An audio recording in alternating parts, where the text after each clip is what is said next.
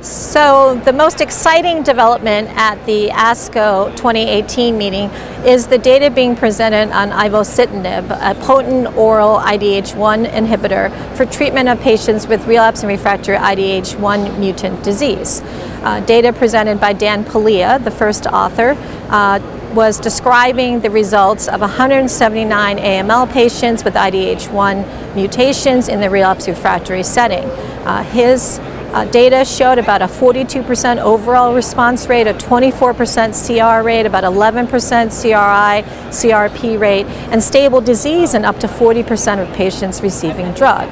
Almost 40% of patients also, independent of whether they achieved a clinical response, achieved some degree of red blood cell transfusion independence or platelet transfusion independence.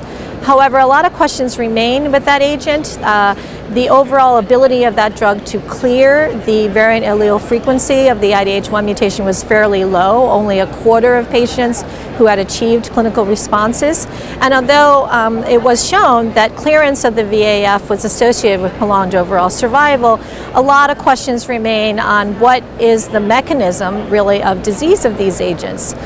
This drug inhibits IDH1, and we do see corresponding decreases in the oncometabolite 2-HG following therapy, yet it's not a universal response in patients. So I think that this drug is quickly going to become this new standard of care for patients with IDH1 mutant relapsed and refractory AML. Shortly after the presentation yesterday afternoon, the New England Journal of Medicine article describing these results was also published.